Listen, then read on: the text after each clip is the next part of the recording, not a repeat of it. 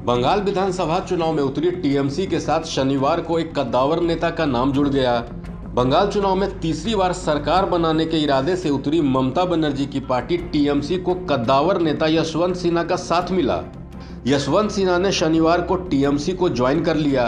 यशवंत सिन्हा वाजपेयी मंत्रिमंडल में कैबिनेट मंत्री रह चुके हैं। वो बीजेपी के कद्दावर नेताओं में शुमार होते थे। टीएमसी की सदस्यता ग्रहण करने के दौरान वरिष्ठ नेता यशवंत सिन्हा ने पत्रकारों के सामने कंधार विमान अपहरण कांड से जुड़ा एक बड़ा खुलासा भी कर डाला।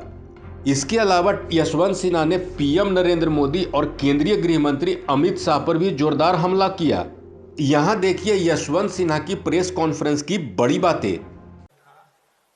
और जो आतंकवादी थे उसको कंधार ले गए थे, तो कैबिनेट में एक दिन चर्चा हो रही थी, तो ममता जी ने ऑफर किया कि वो स्वयं हॉस्टेज बन के जाएंगी वहां पर, और शर्त ये होनी चाहिए कि बाकी जो हॉस्टेजेस हैं उनको आतंकवादी छोड़ दें और वो उनके कब्जे में चली जाएंगी, और जो कुर्बानी देनी पड़ेगी वो कुर्बानी देंगी देश के लिए।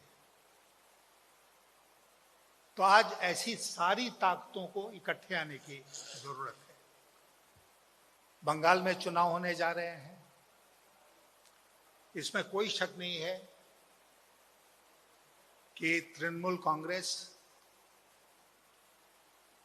बहुत थंपिंग मेजॉरिटी के साथ सत्ता में वापस आएगी। लेकिन मुझे लगता है कि हम सबका कर्तव्य बनता है कि उस थंपिंग मेजॉरिटी को और थंपिंग बनाए, और बंगाल से एक संदेश जाए पूरे देश में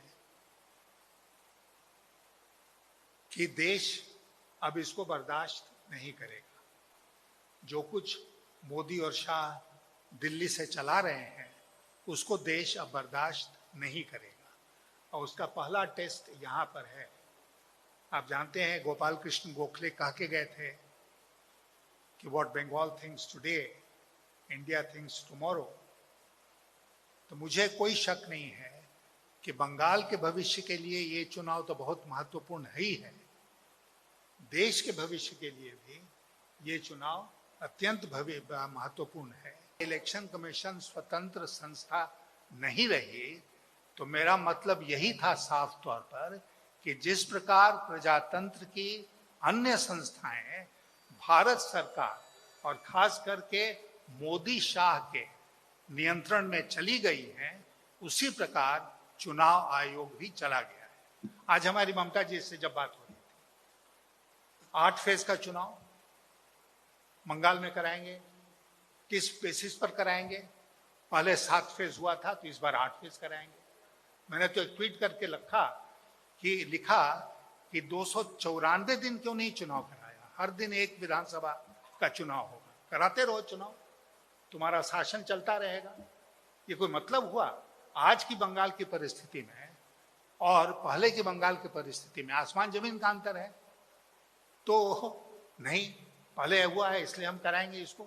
और सबसे जो आश्चर्य की बात है, एक जिले में चुनाव हो रहा है, एक ही जिले में एक दिन एक कॉन्स्टिट्यूंसी का चुनाव हो रहा है, दूसरे दिन दूसरी कॉन्स्टिट्यूंसी का चुनाव हो रहा है।